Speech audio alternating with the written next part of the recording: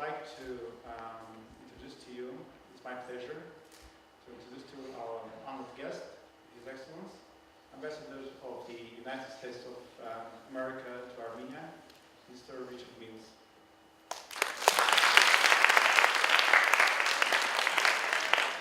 Well, first, thank you for inviting me here today. I am very, very pleased to be visiting IU. I wish I had been here sooner. Now that I know you're building incredibly sophisticated robots in the back of the school, we may be here to see what the United States government can buy in the future.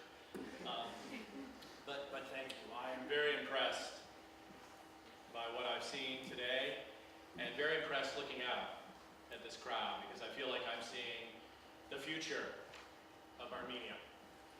And I think the future of Armenia is quite bright and quite prosperous. And you're part of the reason that that's going to happen. So I salute you, and I salute the school for what it's creating here. I thought what I would do today before we take some Q&A is talk a little bit about democracy, which is kind of on my mind and all of my colleagues' minds at the embassy, because as I'm sure you know, the United States is about to undergo its biggest exercise in democracy, our presidential election, in just about 3 weeks. I'm curious how many of you are at all following the election in the United States? Wow, I think that's more than many Americans. I'm impressed.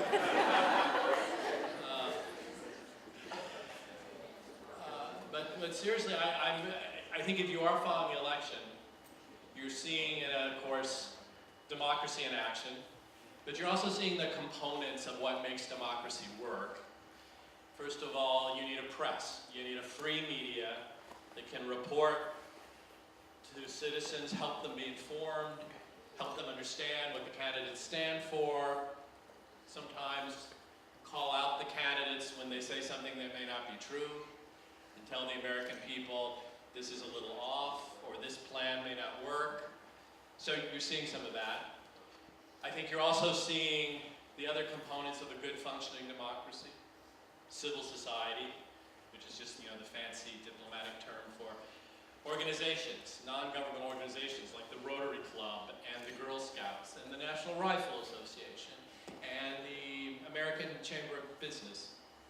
And their job is to say, here are the issues we care about, and to make sure that those issues are brought to the attention of the candidates so that they can respond. And then these civil society organizations can decide whether they want to support that candidate or not, tell their members to support that candidate. And you're also seeing another component of democracy, I think, which is you need committed people, some professionals, some just volunteering their time, who work on campaigns, who understand how to go door to door and talk to voters, who understand how to pass out buttons and will observe the election on election day and make sure that there are no irregularities, or if there is some irregularity, they will report it to the Election Commission. The people that organize the debates, as you know, there's a third debate tonight in the United States between Mr. Trump and Mrs. Clinton. And there'll be a host of people just behind the scenes helping that debate be organized. Because the debate is not organized by the government. It's put together by the two campaigns who pay for it and organize it. Our system of democracy, all these institutions, almost none of them have any government support or any government involvement.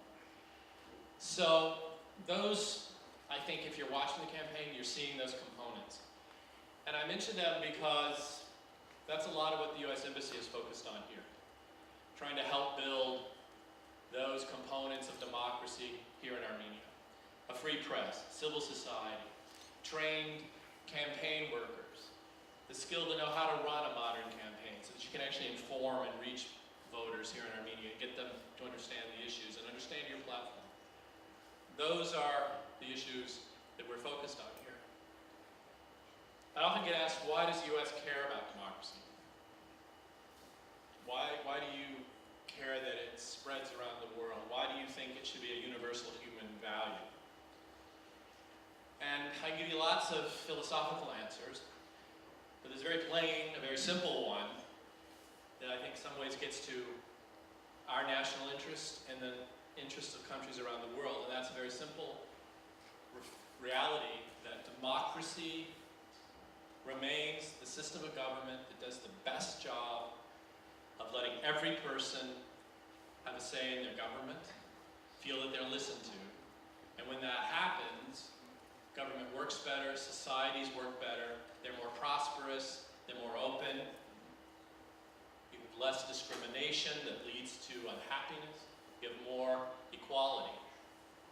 So we actually believe it's in the United States government interest, the interest of my country, to spread this form of government around the world.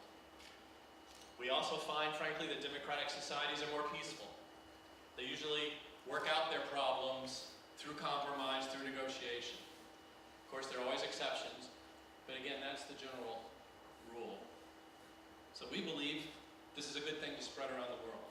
It's in our interest, it's in the global community's interest.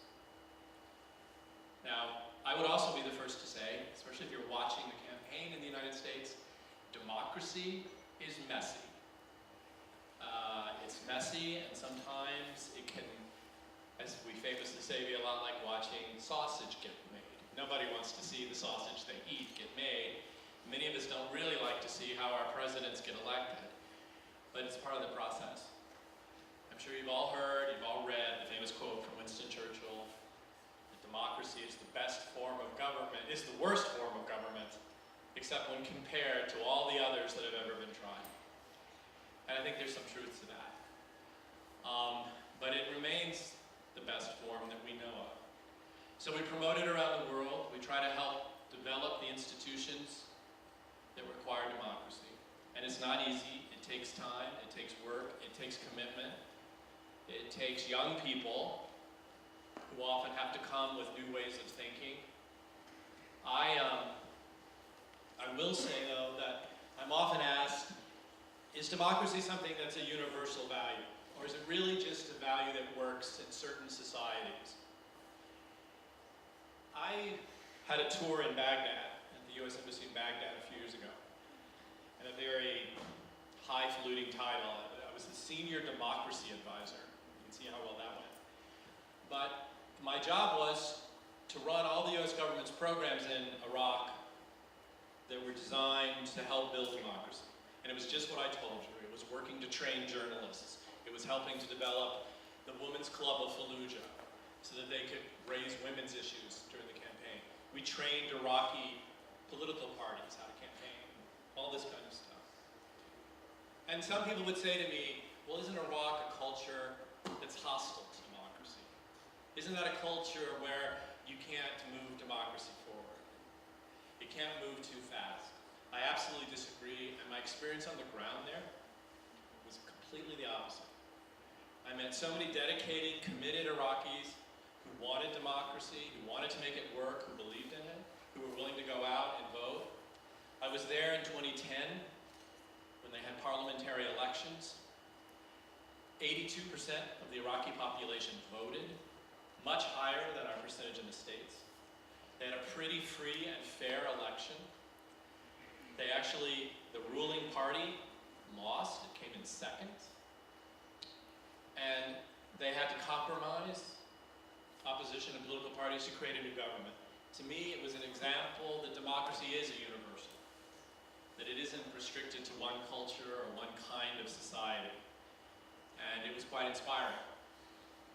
Now, Iraq's had a lot of problems since then, a lot of issues since then, some caused by bad decisions that were made by that government, by Iraqi's friends, including us. But ultimately, democracy in Iraq is pretty strong. And I still remain a believer that one of the good things that the international community did was help build democracy in Iraq. So, we're doing the same thing here. I would just say I'm an optimist about democracy and democratic institutions in Armenia. I think you have in place here some of these key components. I think the media, especially social media here, is very free, is very open. We just did an assessment, my colleagues from our public affairs section know this, we just did an assessment, the US government, of media freedom in the former Soviet Union's countries and in Eastern Europe. We looked at different measures of that. How professional are journalists in the country? How sustainable are media enterprises? How free is media allowed to be? And Armenia was the highest ranking country at the end of this assessment in terms of the overall media environment. And that's a great testament, I think, to Armenians, to Armenian culture, and to the Armenian media. And a little bit to the international community, like the United States, the European Union, the diaspora, that have tried to help the media grow here. I also think you guys in Armenia, you have a terrific, very active civil society. You have these organizations, whether they're focused on human rights, for the environment, or women's empowerment, or disability rights. Very strong civil society that speaks out, speaks freely. And again, that's pretty impressive. A lot of your neighbors do not have that or enjoy that. So you've got some of the building blocks. There's still challenges here. I'd be the first to say. Elections here can still be marred by irregularities. I think there still needs to be an opposition, a stronger opposition culture here. And by that I mean the idea that when the opposition loses, they understand they're going to be the loyal opposition, and they're going to work responsibly with the government, but they're going to remain strong. That's still, I think, something that needs to be developed here. But otherwise, I think that the future is pretty bright. So, that's democracy, why we pursue it here. It's one of my 4 priorities as ambassador, and I'll end with that, because I'm often asked, what are we working on at the embassy? What are we focused on? One of the priorities is this: helping build democracy, strengthen human rights in Armenia. Second, we'd like to see more trade and investment between Armenia and the United States. It's much too low. It should be higher. So we look at ways to encourage Armenian trade and business in the United States, and we look at ways to encourage American business to consider investing in Armenia or trading with Armenia. Third priority for us is an issue that I think all of you know is a real topic here. It's an issue of great concern. That's corruption and transparency. It's an issue that came to my attention when I first got here. So we focus on helping Armenian voices who want to fight against corruption and help develop systems to shut it down. And then lastly, we're trying to explain a bit better U.S. foreign policy around the world to Armenians. I think the embassy, before I got here, had done a great job of building the relationship between the U.S. and Armenia, explaining why we have shared values, why it's important we be friends. But we hadn't done such a great job about talking about U.S. foreign policy in other places around the world, from climate change to China to what we were doing in Ukraine and NATO. So we're trying to do a bit more of that and outreach, especially to young people like you, just so you can hear what the U.S. view of how the world should be operating, how we want to move progress forward in lots of areas around the world, and to have a discussion about that. So that's what we're working on at the U.S. Embassy. I'm curious and interested what is on your mind, what your priorities are, and take a few questions. Again, thank you for welcoming me here. I hope you'll continue to follow the election in the United States. And before you ask me, I'm not going to tell you who I'm going to vote for. My stock answer is the American people in their wisdom will make the choice. And I am confident that the choice they make will be the right choice. So I'll stop there. Thank you very, very much. Hi, my name is Nane, and I was wondering, I know, as far as I know, you've been in Armenia for a while now, correct? 18 months. Okay. So far, from what you have seen in our country, what do you think are some of the biggest cultural or social values that you've gained or you think you will gain that you wouldn't have anywhere else? Thanks. Well, I think for any American, when you arrive here, the first impression you have is how much we share, how many cultural values both societies share. There's an emphasis here, of course, on family and on the importance of and respect for religion and religious tolerance. I think, a real respect for human rights here and for the dignity of every individual. And I think Americans feel that's very, very comfortable. And that's certainly been my experience. That's what I've found. What I wasn't prepared for, what has surprised me, which I should have known from my time, previous association with Armenia, was the entrepreneurial, the business spirit here in Armenia. It's very alive. I perhaps had assumed that 75 years of communism perhaps had dampened it down and it would need time to come back. But I don't think that's been the case. And going with that is real creativity. There's an enormous amount of creativity here. I saw some of it here in the robotics lab, and I see it across Armenian society at all levels. And that's actually something that the United States can learn from. How do you foster creativity? How do you build that spirit of innovation that has made the IT sector in Armenia so extraordinarily successful in such a short period? I think the United States, we're always worried that we're losing that spirit. And I have seen some things here that I've taken back to Washington, to my country, saying we should try this. They do this in Armenia. This seems to work. So I would say that spirit is what has been most impressive to me and made a real difference for me. Thank you. Next.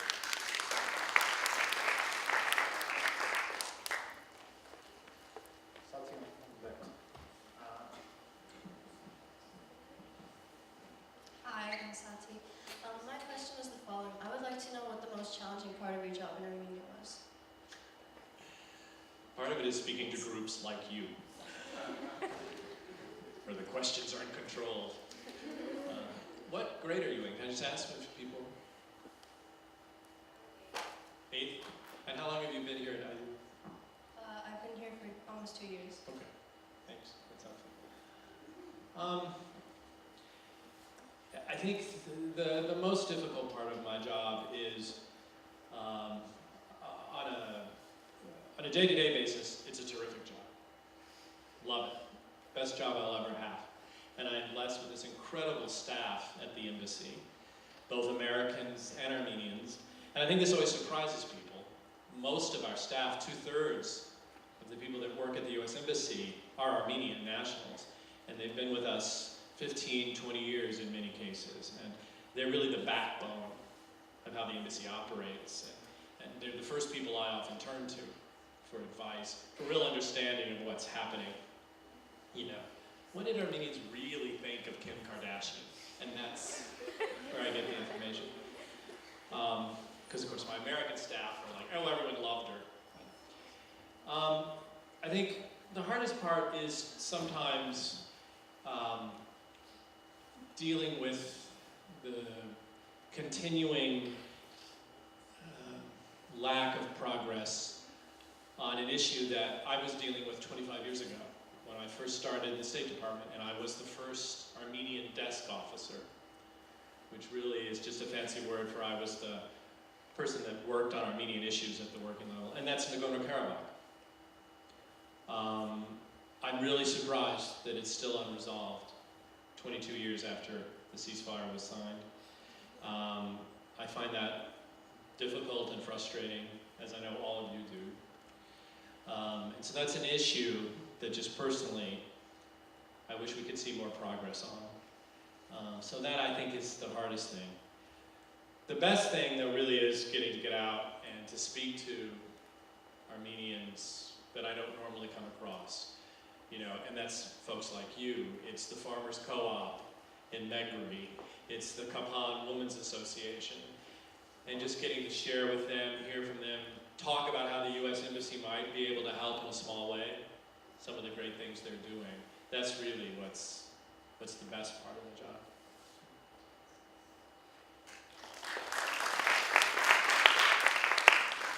Who's next? Here on the right, Alec. Hi, I'm Susie. One second, Susie. Alec, then you. Being ambassador is a very responsible job, and there is much pressure put on you. How do you deal with the pressure? Well, Well, unfortunately, one way is by eating a lot of cake and candy at lunchtime. Again, I'm lucky I have this great staff that I can talk to, and I can say, you know, this is a tough situation. What should we do about it? And I feel I can be very open with my staff, and that's a big support. I'm very lucky. My wife was a diplomat. She's retired. She retired 5 years ago. And she likes to tell everyone she retired at a higher grade than I am now. But, and so I'm lucky to have someone who understands this job. And I can talk to her, share with her what happened, and she understands what it means. So I would say, the combination of being able to talk to my staff, talk to my wife, eat an Oreo cookie every now and then, that's what handles the stress the best. So, thanks. Thank you.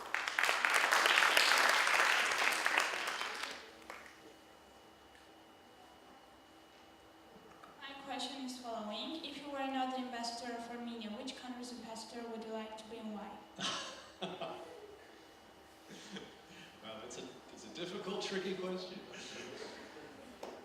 I'm gonna kind of play it safe and say I would be honored to be an U.S. ambassador anywhere. It's the highest honor that really any American diplomat can have, and I feel very fortunate that President Obama selected me to come here.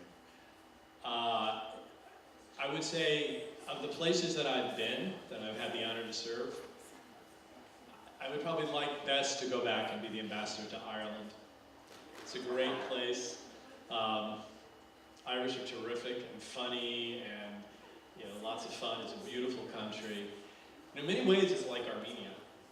There's a very small nation, in some ways isolated, that has a difficult relationship and history with its next door neighbor, in this case, Great Britain.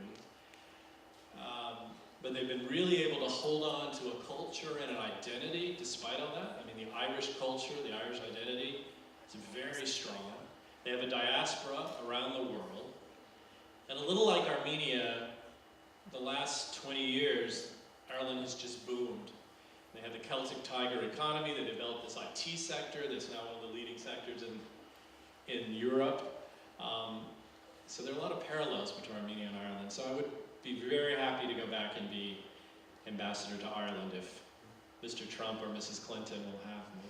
So we'll see. I'm just curious, is anyone in this room, given your language skills, the values, the things you're learning here, anyone here thinking about a diplomatic career? Diplomats, future diplomats, please raise your hands. It's okay. There's one. 1, 2, I can see 3. Great. Yeah. Well, I would certainly encourage it. I think, from what I know about the school and what you're doing, I think the things you're learning here would be exactly well suited to anyone who wanted to be an Armenian diplomat anywhere in the world. So I would encourage that, absolutely. And if anybody wants to talk about what it means to be a diplomat or what the life is like later on, drop us a note. My colleagues are right here, and they can give you my card or their cards, and we'll get back to you. Next.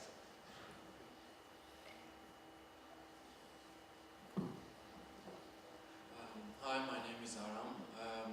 What characteristics do Americans and Armenian people have in common? And as an American citizen, what characteristic do you choose that is the most exemplary that Armenian people have?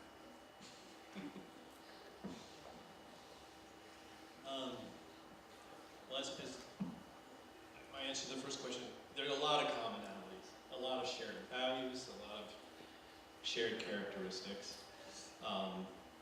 I think Americans and Armenians, we're very open, we're very forthright, very direct.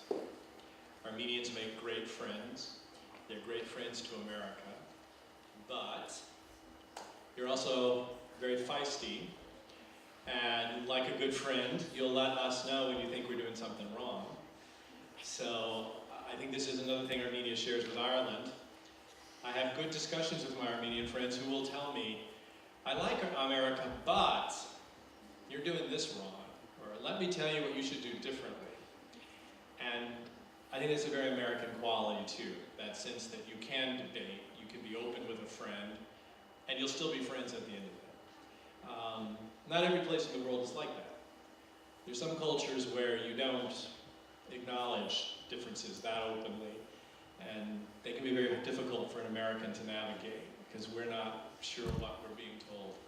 Here, I'm always sure what an Armenian is telling me. So I think that's a quality we share very much.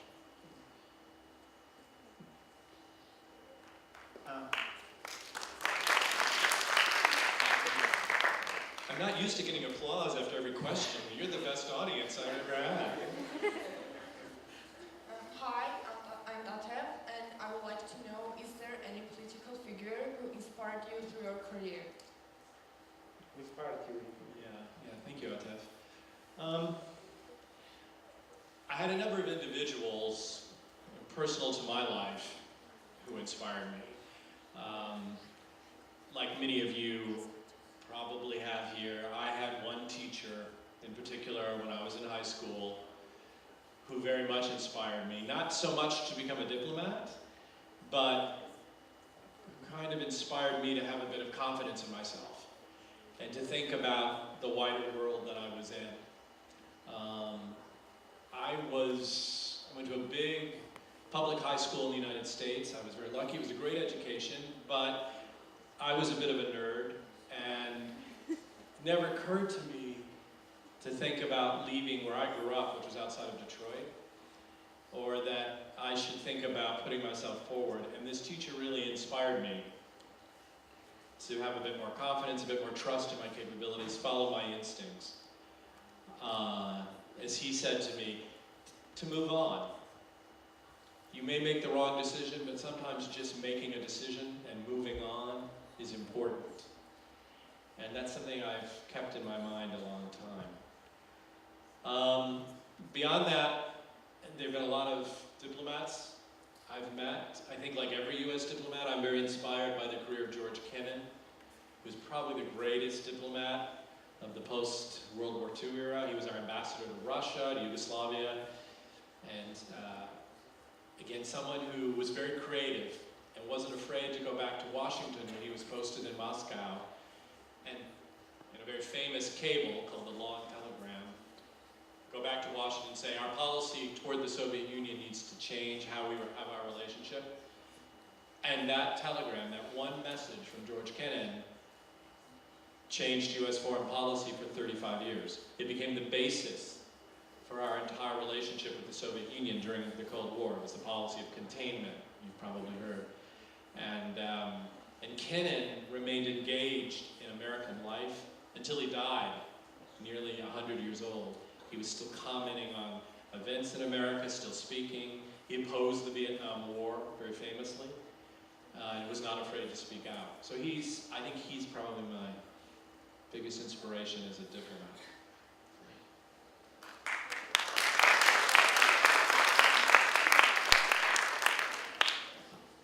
Hi, I'm Naira. So according to statistics of 2011, the population of Armenia is 3 million, but our diaspora is more than 9 million. So we have 3 times more Armenians in abroad than in our own country. So the question is the following: what do you think? How can we help the people to repatriate to Armenia? You know, one of my jobs, I am primarily, first and foremost, the U.S. ambassador to Armenia. But I also have a role as, in some ways, the U.S. ambassador to the diaspora in the United States. And we work very closely at the embassy with the diaspora. And I believe, as I think your question implies, they're an enormous asset, an enormous tool for Armenia. It's a resource that you don't have, that you have, that a lot of your neighbors don't have, other countries in the former Soviet Union that became independent in the last 25 years. And I think they've made an enormous impact. This school, I think, is kind of an example of that. I talk to the diaspora. I meet with them in the States whenever I'm back. I actually go back and do a tour of diaspora communities once a year. I was just there in March and went to Los Angeles